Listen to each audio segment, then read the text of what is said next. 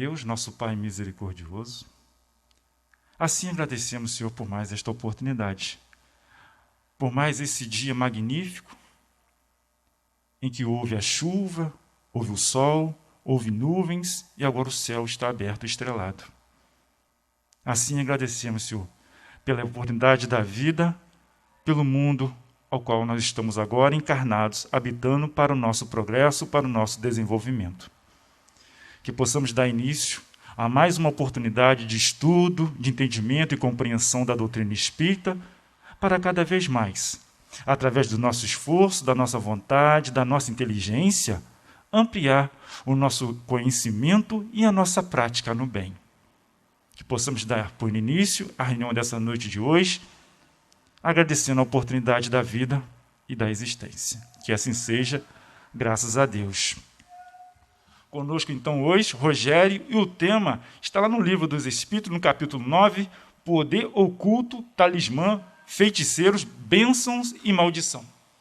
É um prazer estar aqui novamente, toda vez que a gente se dispõe a falar, né, principalmente da doutrina espírita, na casa espírita, é uma oportunidade ímpar, como a Sueli costuma falar, a Ângela costuma falar, é mais uma oportunidade de nós revisitarmos as obras fundamentais da doutrina espírita, sempre falando sobre algum tema, na intenção, no meu caso específico, de incitar, de provocar, de fazer com que vocês realmente cheguem em casa e busquem os livros para tirar qualquer dúvida, porque as palestras têm esse papel primordial de fazer com que nós nos proponhamos, né, a estudar e a compreender de forma melhor a doutrina espírita.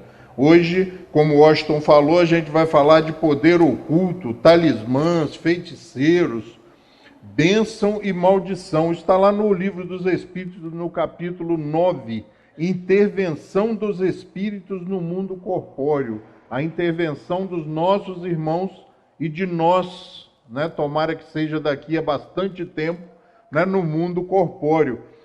Itens 12 e 13. Eu sei que é muita informação, mas a gente gosta sempre de fundamentar a proposta para que as pessoas percebam sempre que a fundamentação é nas obras kardecianas, nas obras codificadas por Allan Kardec, trazida pelos espíritos superiores. Quando a gente fala de poder oculto, de talismã, feiticeiro, bênção, maldição, muita gente pode pensar, mas o espiritismo tem a ver alguma coisa com isso? Tem, e de forma estreita, né? Forma bem chocante mesmo, porque na realidade o espiritismo destrói todos esses conceitos, faz com que nós compreendamos realmente o valor desses conceitos na época. E nós temos que perceber que estamos falando de uma obra dos meados do século XIX, né? Mas para ser mais preciso sobre o Livro dos Espíritos, 1857. Mas é engraçado também, porque a gente vai encontrar pessoas até hoje aí totalmente supersticiosas, totalmente ligadas a esses processos, né, de incompreensão do sobrenatural, das coisas mágicas, dos acontecimentos para essas pessoas inexplicáveis. Por isso que o estudo da doutrina espírita é bom, porque ele faz com que nós compreendamos que esses valores, né, da nossa conversa de hoje, poder oculto, talismãs, feiticeiros, bênçãos e maldições, elas estão estritamente ligadas à incompreensão, à ignorância no sentido de ignorar, de desconhecer. E aí aquilo que a gente não conhece, a gente acaba tendo medo e acaba buscando explicações normalmente esotéricas, né, mágicas, fora da compreensão e muitas vezes até falando em milagres. Nós vamos pegar a pergunta 551 de O Livro dos Espíritos, onde o senhor Allan Kardec pergunta aos espíritos, dizendo assim: um homem mau, com o auxílio de um mau espírito que lhe for devotado, pode fazer o mal ao seu próximo? Esse espírito pode se aliar a um espírito encarnado, a um de nós encarnados, e auxiliar no mal? E a resposta dos espíritos superiores a Kardec é taxativa: não, Deus não o permitiria. E aí a gente pode pensar, poxa, mas a gente ouve falar tanto nisso, né? A gente busca tanto conhecer porque a gente ouve falar nisso. E a gente encontra dentro do movimento espírita um receio quanto aos obsessores, quanto aos espíritos momentaneamente equivocados e resolvidos a trabalhar, né, na maldade, na brincadeira, no pseudo conhecimento. Mas os espíritos são taxativos, como eu disse, não, Deus não o permitiria. E aí a gente vai para 552, porque o que eu costumo dizer nos nossos estudos é o seguinte: Kardec vai num crescente. Ele sempre vai num crescente. A pergunta seguinte, ela vai sempre ampliando a anterior. E a anterior sempre dá base de raciocínio para a seguinte. Por isso é interessante que nós estudemos a doutrina espírita da forma que ela foi concebida, na forma crescente, começando lá no início, no Livro dos Espíritos, e levando no estudo. Por quê? Porque as perguntas, elas vão se sustentando, elas vão criando base de entendimento, sustentando a nossa compreensão e ampliando esse horizonte. E aí na 552, Kardec pergunta aos espíritos: que pensar da crença no poder de enfeitiçar que certas pessoas teriam? E eles falam: nossa, nós estamos no século XXI, ninguém mais fala nisso. Será?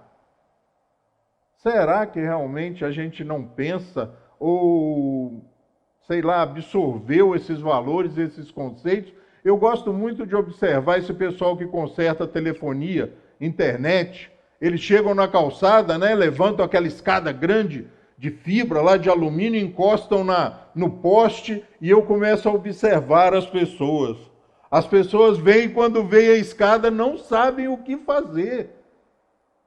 Ou elas passam apertadinhas no canto, ou descem da calçada, correndo até risco, mas algumas pessoas passam, nem vê a escada, né? Porque estão tão aturdidas, tão que nem observam. Mas algumas pessoas se chocam com a escada e não passam. Em 2021. Né? E quando Kardec pergunta: o que pensar da crença no poder de enfeitiçar que certas pessoas teriam, esse poder cabalístico, né, oculto, que algumas pessoas dizem ter, né, a gente vê aí escrito nos postes e propagandas, né? O pessoal mais aí de idade aí vai lembrar aí daqueles famosos, né, aquelas pessoas famosas que previam o futuro na televisão, no rádio. Mas vamos lá ver o que os espíritos superiores dizem a Kardec sobre o que pensar da crença no poder de enfeitiçar que certas pessoas teriam. Eles dizem: algumas pessoas têm um poder magnético muito grande, do qual podem fazer mau uso se o seu próprio espírito for mau. Nesse caso, poderão ser secundadas por maus espíritos. Mas não acrediteis nesse pretenso poder mágico que só existe na imaginação das pessoas supersticiosas, ignorantes das verdadeiras leis da natureza. Os fatos que citam são fatos naturais, mal observados e, sobretudo, mal compreendidos. Ou seja, não tem esse poder. Esse poder não existe. E aí vai guardando aí, pessoal, porque eu sei que quando a gente fala isso, né, dá uma vontade de falar: não, mas eu conheço o cara, eu já ouvi falar em alguém. Bom, vamos lá, né? A doutrina espírita está aí para isso, como eu disse, para destruir esses pensamentos, essas crenças falsas, mal alicerçadas. O poder magnético é aquele poder que todos nós temos. Vá lá no Evangelho segundo o Espiritismo, no capítulo 19, a fé que transporta a montanha, ou a fé transporta montanhas, principalmente no item 12, é o último item do capítulo 19, a fé humana e a fé divina. E leiam. Todos os encarnados, né, se estivessem bem persuadidos do poder que em si trazem, poderiam fazer coisas que até então eram aceitas e recebidas como prodígios. Todos nós temos esse poder magnético. O que é o poder magnético? O passe que nós tomamos na casa espírita é um exemplo do poder magnético. A água que nós trazemos para ser magnetizada na casa espírita, ou que recebemos no final da reunião, a água magnetizada, é um efeito da ação do magnetizador. É essa força que nós temos, possível de ser desenvolvida em todos nós. E não tem aquele que fala, quem sou eu? Não, todos nós podemos desenvolver essa capacidade. Movidos pela vontade, pela fé em nós mesmos, pela crença em nós mesmos e respaldados, alicerçados pelas assertivas e afirmações de Jesus, quando ele diz, vós sois deuses. Quando tiverem fé, farão coisas que eu faço e ainda maiores. Vós sois o sal da terra, vós sois o fermento que deva levedar a massa. Mas nós amolecemos, os lábios, falar, quem sou eu? Isso é para fulano, para si. Isso é coisa do Chico Xavier, isso é coisa de não sei quem. Não, nós podemos desenvolver, mas primeiro e para isso nós temos que acreditar nos nossos potenciais. E aí na pergunta 553, Kardec continua com os espíritos. Qual pode ser o efeito de fórmulas e práticas com as quais certas pessoas pretendem dispor da vontade dos espíritos? Não, eu vou fazer um trabalho e os espíritos vão atuar. Qual seria essa força? Qual seria essa capacidade que nós encarnados teríamos em fazer com que os espíritos atuassem sobre a nossa vontade? Vamos ver o que os espíritos dizem? Olha só, o de as tornar ridículas, se são de boa fé. Porque tem gente de boa fé que acredita. No caso contrário, são tratantes que merecem castigo. Todas as fórmulas são charlatanices. Não há nenhuma palavra sacramental, nenhum signo cabalístico, nenhum talismã que tenha qualquer ação sobre os espíritos, porque eles só são atraídos pelo pensamento e não pelas coisas materiais.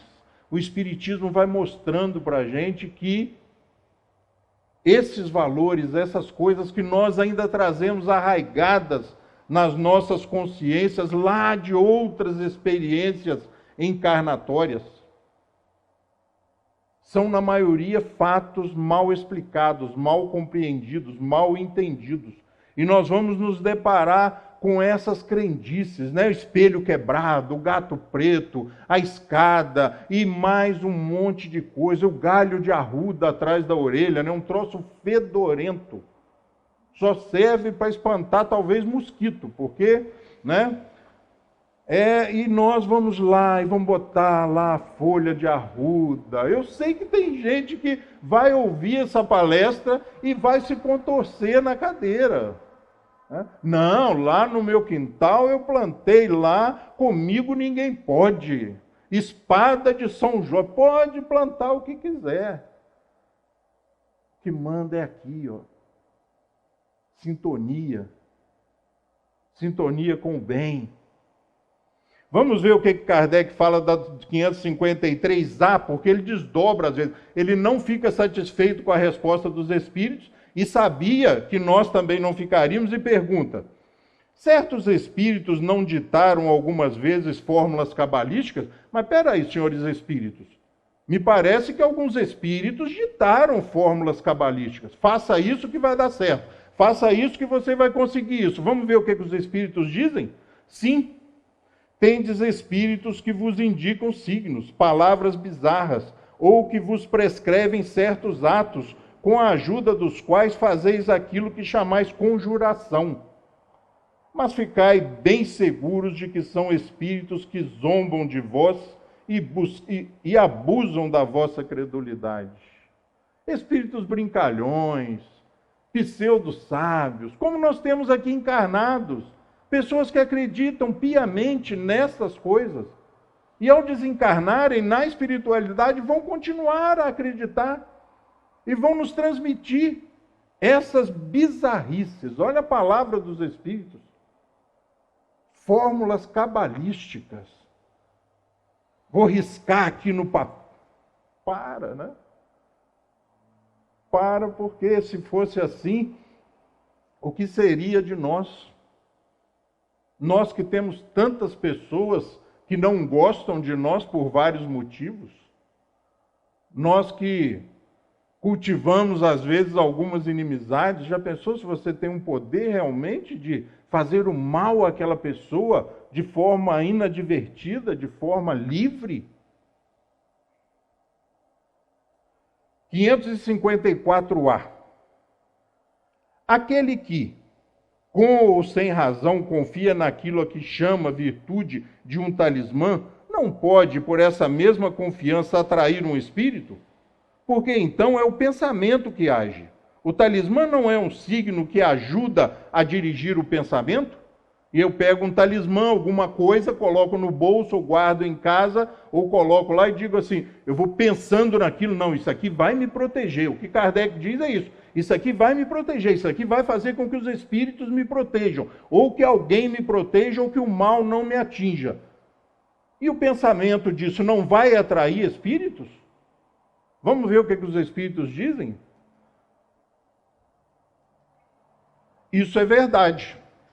Esse talismã, esse amuleto, essa figa, esse galho de arruda, isso vai gerar um pensamento e vai atrair espíritos. Vamos ver, isso é verdade. Mas a natureza do espírito atraído depende da natureza da intenção e da elevação dos sentimentos. Ora, é difícil que aquele que é tão simplório para crer na virtude de um talismã não tenha um objetivo mais material do que moral.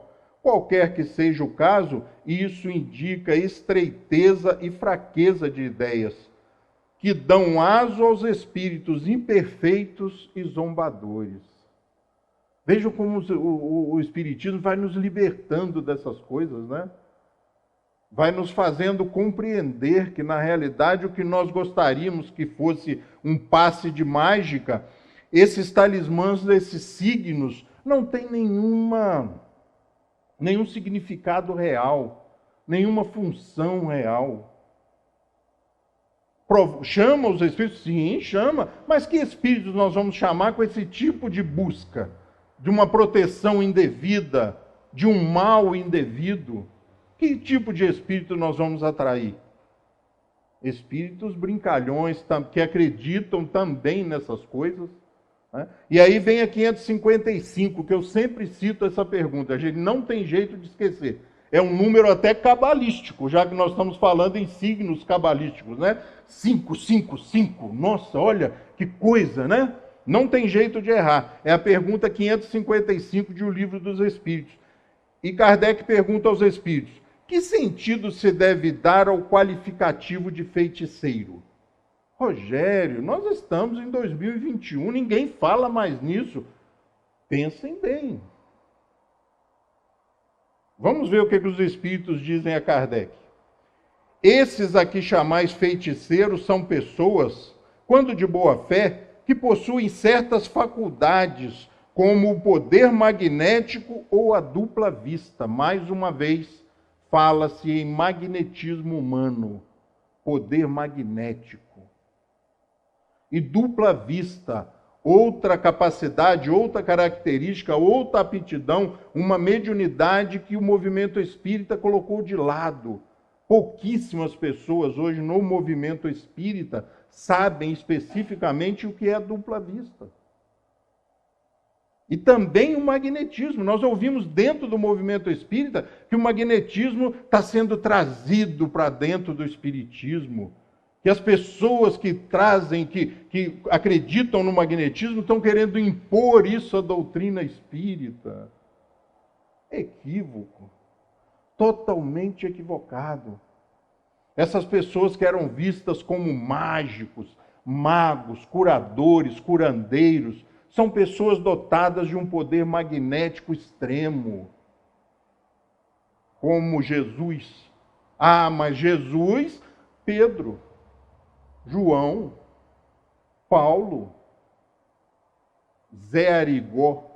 Já lembra? Alguém lembra desse nome? Zé Arigó. Os jovens nem se lembram disso, mas Zé Arigó.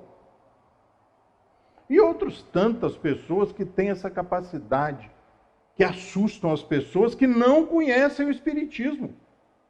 Porque nós que conhecemos o Espiritismo não nos assustamos. E aí vem um comentário de Kardec, pessoal. Olha só, depois da resposta dos Espíritos, vem um comentário de Kardec que diz o seguinte: o Espiritismo e o magnetismo, Kardec diz, pessoal, o Espiritismo e o magnetismo nos dão a chave de uma infinidade de fenômenos sobre os quais a ignorância teceu muitas fábulas, em que os fatos são exagerados pela imaginação.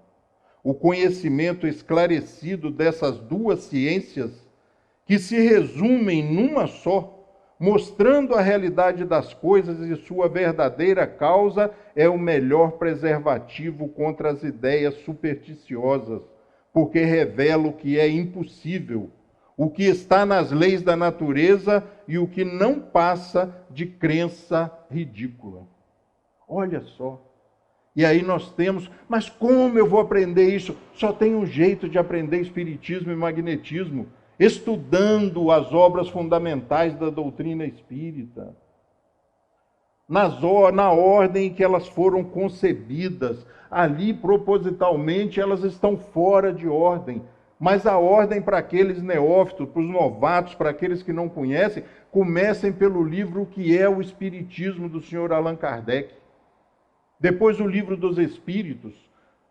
Em sequência, o Livro dos Médiuns, o Evangelho segundo o Espiritismo, o Céu, o Inferno e a Gênese. E você vai conhecer o Espiritismo e o magnetismo, porque existem mais de 360 referências nessas 5 obras fundamentais em relação ao magnetismo. Mais de 360 menções e referências sobre o magnetismo. E olha que ele diz: o conhecimento esclarecido dessas duas ciências, que se resumem numa só, olha só, que são na realidade uma só ciência, uma complementa a outra. E as pessoas dizem no movimento espírita que estão trazendo o magnetismo para dentro do espiritismo. O magnetismo, segundo Kardec, abriu o caminho do espiritismo, porque Kardec, quando inicia o trabalho de receber e codificar as obras fundamentais da doutrina espírita, já era magnetizador há 35 anos. E as pessoas dentro do espiritismo falam do magnetismo como se fosse uma coisa lá de fora, né? E aí vem a 556, pessoal. Certas pessoas têm realmente o dom de curar pelo simples toque? Ou pelo simples contato? Isso é verdade? A gente ouve isso no movimento espírita. Certas pessoas têm realmente o dom de curar por simples contato? Olha a resposta dos espíritos. O poder magnético, novamente voltamos para o magnetismo, né? Que coisa engraçada, né? E o espiritismo não tem nada a ver com o magnetismo. E as pessoas dizem que o magnetismo é uma coisa que estão querendo colocar dentro do espiritismo. O poder magnético pode chegar até isso, ou seja, curar pelo contato, quando é secundado pela pureza de sentimentos e um ardente desejo de fazer o bem, porque então os bons espíritos auxiliam. Mas é necessário desconfiar da maneira porque as coisas são contadas por pessoas muito crédulas ou muito entusiastas, sempre dispostas a ver o maravilhoso nas coisas mais simples e mais naturais. É necessário também desconfiar dos relatos interesseiros por parte de pessoas que exploram a credulidade em proveito próprio. Os espíritos não cortam volta, gente. Eles vão direto, não tem papo, não tem meia palavra, não tem, como Jacó costuma dizer, beiço mole. Eles são diretos, objetivos. Ah, meu irmãozinho, veja bem, nós vamos dar um jeito. Não, não, sim. É sim, sim, não, não. E aí vem a 557. A bênção e a maldição podem atrair o bem e o mal para aqueles a quem são lançados? A bênção e a maldição podem atrair o bem e o mal para aqueles a quem são lançados? Resposta dos Espíritos: Deus não escuta uma maldição injusta e aqueles que a pronuncia é culpável aos seus olhos. Como temos as tendências opostas do bem e do mal, pode nesses casos haver uma influência momentânea, mesmo sobre a matéria. Mas essa influência nunca se verifica sem a permissão de Deus e como acréscimo de prova para aquele que a sofre. De resto, o mais frequentemente se maldizem os maus e bendizem os bons. A bênção e a maldição não podem jamais desviar a providência da senda da justiça. Esta não fere o amaldiçoado se ele não for mau, e sua proteção não cobre aquele que não a merece. A cada um segundo suas obras, responsáveis pelos nossos atos, pelo bem que nós fazemos e pelo mal que nós praticamos. Nós somos responsáveis e vamos responder por isso. É uma questão de frequência, de sintonia. A bênção e a maldição, embora opostas, ela vai atingir aquele que está aberto a esse tipo de coisa. Porque o pensamento é força. O pensamento influencia. E nós, muitas vezes, somos acometidos e atingidos por essas coisas simplesmente pelo fato de acreditar, de crer, de não compreender, de não nos vermos isentos, de acharmos que fomos jogados aqui de paraquedas e caímos ao sabor do vento. Não, nós estamos aqui num processo planejado a nosso benefício, a nosso favor, na família que nós planejamos. Nós, espíritos medianos, a grande maioria da humanidade encarnada na Terra e desencarnada, não estamos mais sujeitos às encarnações compulsórias, ou seja, contra a nossa vontade, mesmo que muitas vezes a nosso benefício, nós as planejamos. Os pais vêm já combinado com os filhos reencarnam. Por isso eu costumo brincar quando o jovem diz: eu não pedi para nascer aqui. Pediu sim, você está enganado, você pediu sim.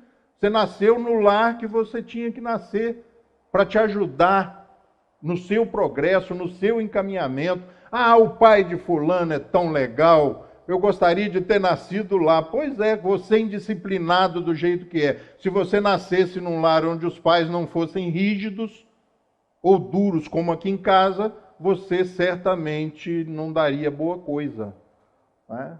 Então as coisas são certinhas, né? São ajustadas. Não existe determinismo. As coisas não são do jeito que são.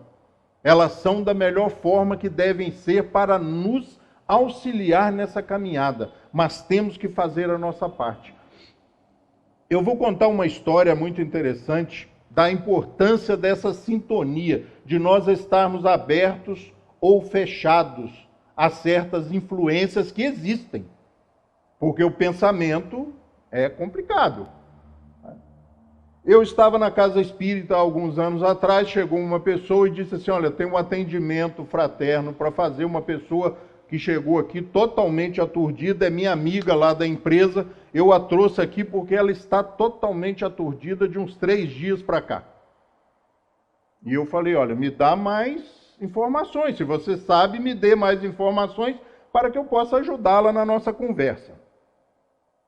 Ela disse: olha, ela ficou sabendo que fizeram um trabalho para ela e dali em diante, tá bom, não precisa falar mais nada, não, eu vou lá.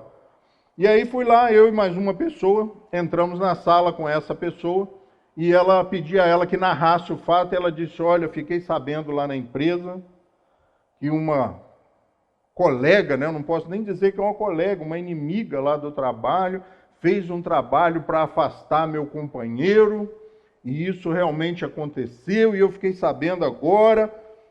e eu estou muito aturdida, nossa, eu não consigo dormir, eu estou sentindo umas coisas estranhas, e eu sou malvado nessas horas, gente. Mas quanto tempo tem que o companheiro foi embora? Ah, isso tem uns 6 meses. Ah, bom. Então o trabalho foi feito há mais de 6 meses, né? O tal do trabalho aí foi feito há mais de 6 meses. Porque o rapaz foi embora há mais de 6 meses. Ah, sim, com certeza. E você só passa mal de 3 dias para cá. Ah, nossa, quando eu fiquei sabendo, menino, eu estou ruim, o que vocês podem fazer para me ajudar? Pô, eu vou te dar um conselho. Você só passou mal, só está aturdida, só não consegue dormir, depois que você começou a saber. Então é processo de sintonia. Sabe o que a moça fez? Nada. Nada. Mas a partir do momento em que você começou a acreditar que fizeram alguma coisa para você, pronto. E é assim mesmo. A partir do momento em que você levanta de manhã e fala, hoje vai ser daqueles dias, hoje não tem jeito, pronto. Você abriu todas as portas mentais, todos os canais mentais, para que nada dê certo. E aí já vai para o banheiro, bate o pé no pé da cama, já esbarra no espelho, a escova de dente machuca a gengiva, e o dia vai virando uma desgraça. E você vai construindo o dia. Porque o dia está nas nossas mãos. A nossa vida está nas nossas mãos. Vejam que eu não estou duvidando que a moça estivesse sentindo alguma coisa, gente. Porque a partir do momento em que ela se sintonizou naquela energia, pronto. A AM não tem mais, né? A última rádio AM da cidade aí morreu alguns meses atrás, mas o exemplo ainda é válido, né? AM e FM, você coloca em AM, não vai pegar FM. Se você está lá numa boa, tranquilo, pode fazer o que quiser. Você vai estar tranquilo. Tem um filme muito interessante na cinematografia, que um pesquisador, um investigador vai para Nova Orleans, sul dos Estados Unidos, né, a terra lá da magia negra, e ele vai para lá para pesquisar porque estavam acontecendo algumas mortes. E ele investiga ali, ele é um investigador, um cara cético, só que ele começa a se envolver naquele processo, e ele começa a acreditar naquilo e fica doente. Então nós abrimos os canais. Falando em abrir canal, para que serve a prece? Outro dia a Sueli, se eu não me engano, ou a Valéria fizeram uma palestra aqui, que se Deus sabe de tudo que nós precisamos e de tudo que nós não precisamos, para que orar? E os espíritos superiores dizem que a prece serve para abrir os nossos canais mentais, para compreender as decisões de Deus e, na grande maioria das vezes, entender o seu não. Pensem, o tanto de pedido que a gente faz e vejam quantos foram atendidos. Uma ínfima minoria. Às vezes nenhum foi atendido, porque nós pedimos coisas que não seriam boas para nós, numa visão a longo prazo, né? Numa visão a longo prazo. Então, quando eu disse lá no começo que o Espiritismo acaba destruindo todas essas crendices, todas essas lendas urbanas, todo esse esoterismo na intenção de uma minoria que sabe, uma minoria, eu vou lá no seu fulano porque só ele sabe. E aí quando ele vai ficando velhinho, ele passa ali as crendices para um iniciado, né? E aquilo vai passando. E nós lá dando crédito, né? Dando ibope para essas coisas, porque o Espiritismo nos diz assim, olha, espíritas, amai-vos, eis o primeiro ensinamento, instruí-vos, eis o segundo, e a doutrina espírita faz isso com a gente, sabe? Acaba com as esperanças bobas e nos faz compreender que a vida está nas nossas mãos, que ninguém faz mal para a gente se nós não permitirmos, que ninguém nos maltrata se nós não nos submetermos. Não permita-se que digam para a gente, você não é capaz. Rapaz, isso não é para você. Eu sempre brinco nas minhas palestras, eu adoro quando as pessoas me dizem, não vai dar certo. Eu adoro, porque para mim é uma provocação, é um estímulo para que aquilo dê certo. Se eu já estava imbuído de que aquilo iria dar certo, aí daí em diante vira uma questão pessoal. Porque quando nós tomamos nas nossas mãos aquilo que deve ser feito, que nós queremos fazer, nós fazemos, tanto para o bem quanto para o mal. E já que dá para escolher, né, vamos escolher o bem, porque o prazer advindo do bem é maravilhoso. Mas nós temos que parar. Não adianta sair fazendo caridade igual um louco, querendo se transformar igual um desatinado, porque essa transformação não vai ser real. Você tem que fazer, parar, curtir, interiorizar, permitir que aquela atitude, aquele ato, aquela ação sedimente, se transforme, te transforme. E isso só o tempo. E isso é tão verdade, o tempo é tão necessário, que as reencarnações ou as encarnações sucessivas é o novo dogma da doutrina espírita. Não se aceita mais discutir. Ou nós somos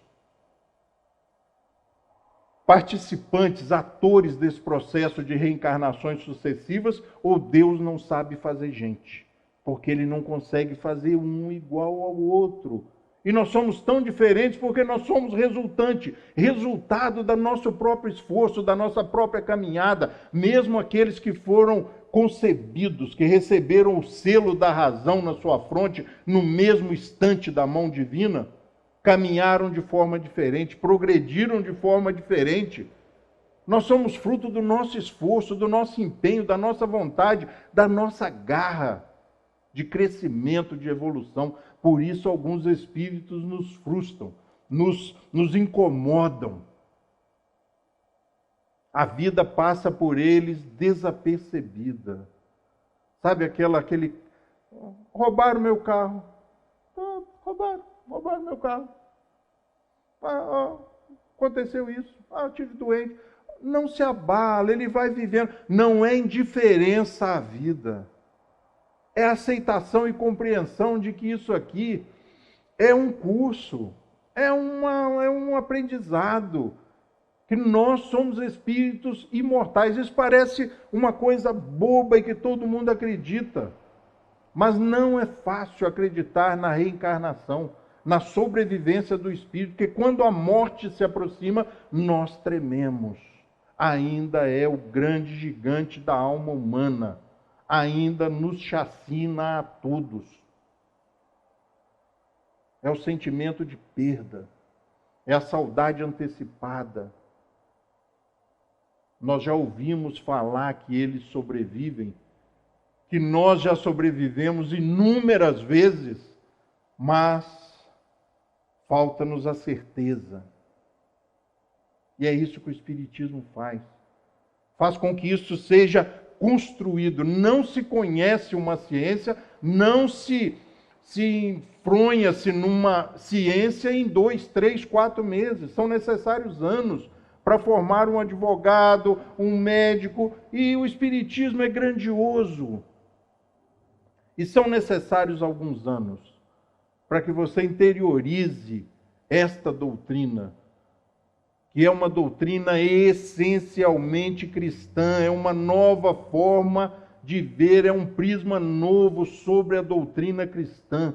O Cristo nos concita, nos incita, nos convida, nos provoca o tempo todo a nos melhorarmos, a acreditarmos em nós mesmos, e nós continuamos a pedir a Ele ajuda e auxílio. Ele já fez a parte dele. Agora cabe a nós seguirmos os exemplos, fazermos o que temos que fazer. E vamos percebendo que a vida vai ficando mais fácil a partir do momento em que você levanta o peito, sabe?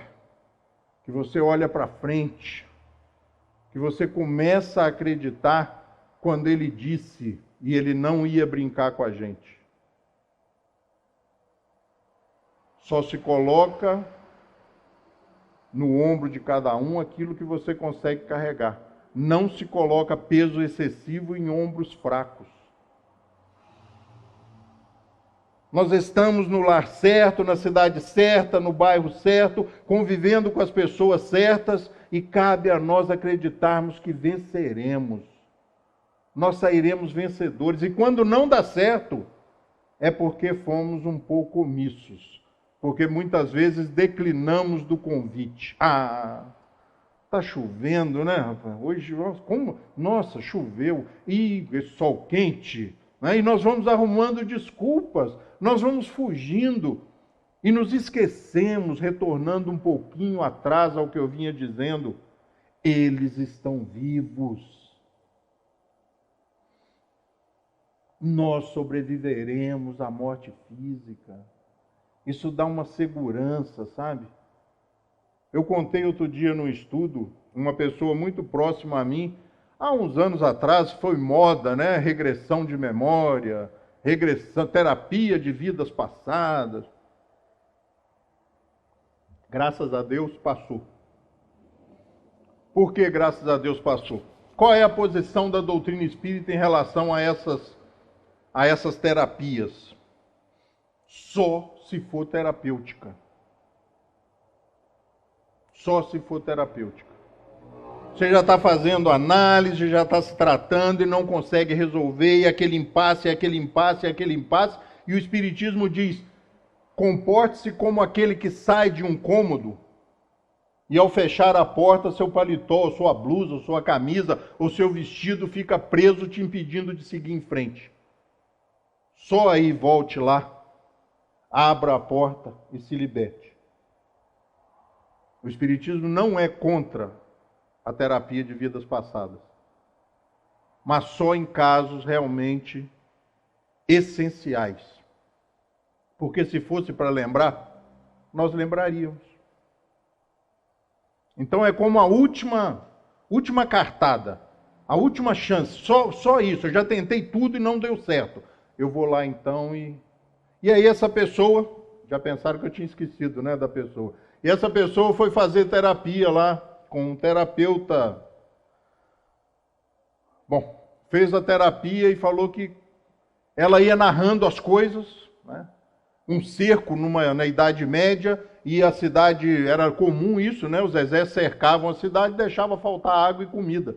E ela, ali naquele afã, com muita fome e sede, faltando tudo na cidade, aquela violência dentro da cidade, e aí ela disse que de repente ela parou de falar, de narrar. E aí o terapeuta esperou alguns segundos e disse assim, e agora, o que aconteceu?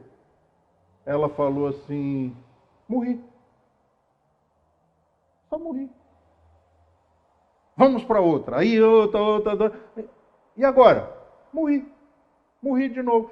Sem graça nenhuma, gente. Ela falou assim, eu esperava que fosse uma coisa assim, luzes piscando, túnel de luz, amigos espirituais me puxando pela mão. E ela narra para o terapeuta, morri. E agora? Agora eu estou me vendo aqui.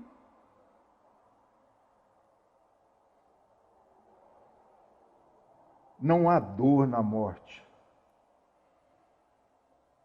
E quando ela acontece, não é o espírito que abandona o corpo. É o corpo que não tem mais condições de albergá-la, de segurá-la, de mantê-la. E por isso os espíritos dizem que ser uma libertação. Uma libertação.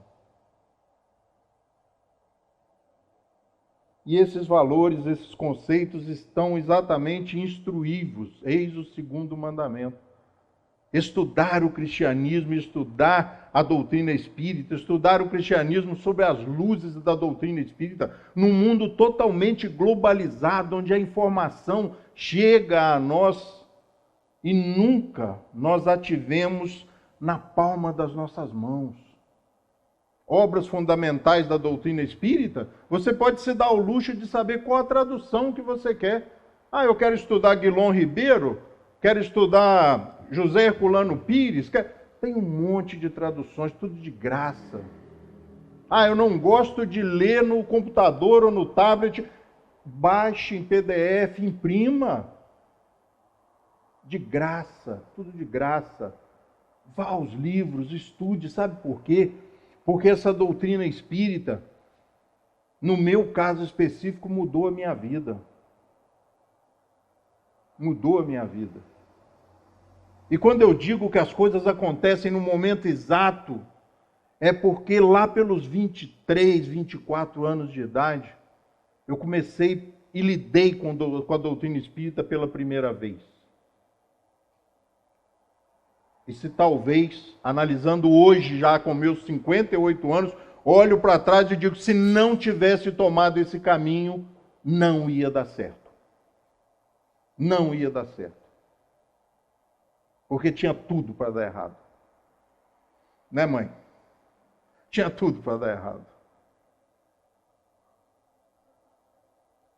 E se ela muda a vida de um, muda a vida de 2, de 10, de 20, de 30. E rapidamente, eu já contei essa história aqui várias vezes.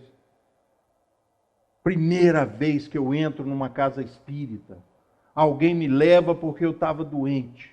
Mas doente aos 19 anos, ninguém fica doente aos 19, 20, 21, 22, 23. Se o cara cai e fica meio ruim, pode levar para o médico, porque é grave, né? Porque é no auge da vitalidade. E eu entro na casa espírita, me convidam a entrar num quartinho lateral e eu me deparo com uma pessoa sentada lá, luz fraca, pouca iluminação. E uma senhora sentada e diz, pois não, meu filho, pode falar.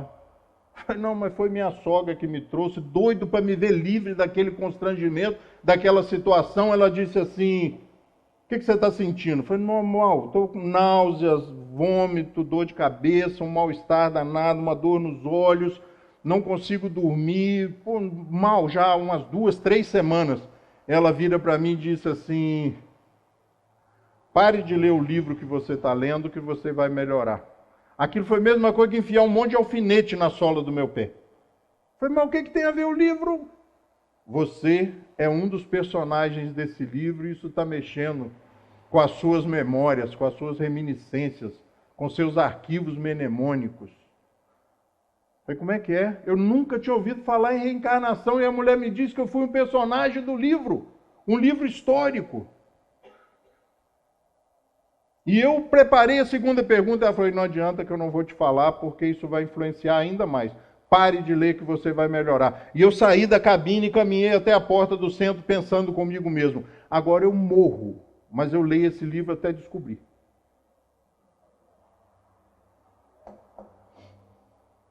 E o livro chamava Confidências de um Inconfidente, ditado pelo espírito de Tomás Antônio Gonzaga. E eu comecei a ler o livro, e passa mal. E ler o livro e passa mal. É lógico que eu não ia descobrir. Larguei o livro para lá. 83, pessoal. Larguei o livro para lá, 1983. Larguei o livro para lá e busquei a minha sogra, futura sogra. Como é que eu entendo esse negócio de reencarnar? Está aqui, meu filho. Tum, tum, tum, tum. E livros, livro. 6 meses depois, eu olhava para o livro lá na minha estante, ele está lá até hoje, porque foi um presente da minha esposa. Na época era namorada, e eu olho para ele e digo assim, rapaz, eu não quero saber quem eu fui. Porque eu comecei a fazer uma conta estudando a doutrina espírita. Conhecereis a verdade e ela vos libertará, né? E eu no primeiro momento falei assim, confidências de um inconfidente, no mínimo Tiradentes. Não fiz por menos. Você vê que o troço era mala mesmo, né? Eu era um mala. Falei, no mínimo eu devo ter sido Tiradentes. Comecei a estudar a doutrina espírita e me lembrando do livro. O espírito não retrograda, ou seja, não piora. Eu falei, então Tiradentes não dá. Tomás Antônio Gonzaga. Eu falei, não, eu sei mal falar, o homem era um purista da língua portuguesa, também não dá. Bárbara Heliodora. Eu falei, eu já sabia que podia reencarnar como mulher. Eu falei, de repente, eu era Bárbara Heliodora, também não dá. Ela era uma poetisa, uma mulher delicada. E eu esse ogro, né? Então não dá. E cheguei à conclusão, baseado nos estudos da doutrina espírita, que era melhor eu largar para lá. Porque depois do 8º bom personagem que eu gostaria de ter sido, só tinha traidor, covardes, delatores, fracos, fugitivos. Deixa o livro na estante e vamos estudar a doutrina espírita. Se eu não lembro, é porque não é para lembrar. Alguns anos depois eu entro no Museu da Inconfidência na Praça Tiradentes, em Ouro Preto, com a minha esposa, aí já a esposa, 9, 10 horas da manhã, tranquilo, isso há muitos anos, 80, década de 80. E eu entro no museu e começo a não me sentir bem. Algo muito semelhante ao que eu sentia lendo o livro, de alguns aninhos atrás. E eu caminhei no corredor, o museu não era como é hoje, eu visito de vez em quando. E quando eu me deparei com uma porta lá no fundo, aberta ou entreaberta, que tinha a bandeira do Império, a bandeira do Brasil e a bandeira de Minas Gerais, eu tive que sair do museu. Porque um cara de 120 quilos não tem direito de desmaiar. E eu senti que eu ia desmaiar. Ao entrar na praça, tudo normal. Passou o mal-estar. Isso me incitou, me provocou a estudar a doutrina espírita. No começo, por curiosidade. E depois, porque eu percebi os benefícios que ela traz. O livre pensamento eleva a dignidade do homem. Dele faz um ser ativo, inteligente, em lugar de uma máquina de crer. Só devemos acreditar naquilo que nós temos condições de compreender. Se eu não entendo, é melhor que eu não creia. Por isso a pergunta número 1 de O Livro dos Espíritos é: o que é Deus? E as outras 1017 continuam nos ajudando a compreender o que é Deus. E as outras 4 obras de desdobramento do Livro dos Espíritos, ou seja, o Livro dos Médiuns, o Evangelho, o Céu e o Inferno e a Gênese, também continuam a nos explicar o que é Deus. Só devemos crer naquilo que nós temos condições de compreender. Se eu não compreendo a Umbanda, eu não posso falar da Umbanda. Se eu não compreendo a Quimbanda, eu não posso falar de Quimbanda. Se eu não conheço o Candomblé, eu não posso falar de Candomblé. Se eu não conheço as igrejas reformadas, eu não posso falar das igrejas reformadas. Se eu não conheço o protestantismo, eu não posso falar do protestantismo. É necessário que nós busquemos o conhecimento, para que nós compreendamos que existem vários caminhos. E o Espiritismo, longe de ser o único, é um deles.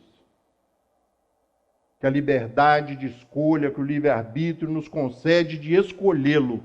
Assim como os nossos irmãos escolheram outros caminhos e vão chegar no mesmo local onde nós vamos chegar, nos mesmos pontos, nas mesmas conclusões. Cada um a seu tempo. Por isso o Espiritismo tem que ser, acima de tudo, tolerante com os talismãs, com as crenças ocultas, com o misticismo. Compreender que aquele é um momento daquela pessoa. Mas cabe a cada um de nós que conhecemos a doutrina espírita libertá-los da ignorância de ignorar, de desconhecer. Quando todos os homens estiverem convencidos de que Deus é o mesmo. Vamos esperar, gente, porque é melhor esperar a ambulância. Quando todos os homens estiverem convencidos de que Deus é o mesmo para todos, de que esse Deus soberanamente justo e bom, nada de injusto pode querer, e que o mal vem não dele, mas dos homens, todos se considerarão filhos do mesmo Pai e estenderão as mãos uns aos outros. Allan Kardec. É uma doutrina libertadora. É uma doutrina libertadora que acaba com os nossos medos, com as nossas meninices. Sabe, que a gente compreende como as coisas funcionam, como o bem e o mal atuam, como nos proteger desses pensamentos muletas.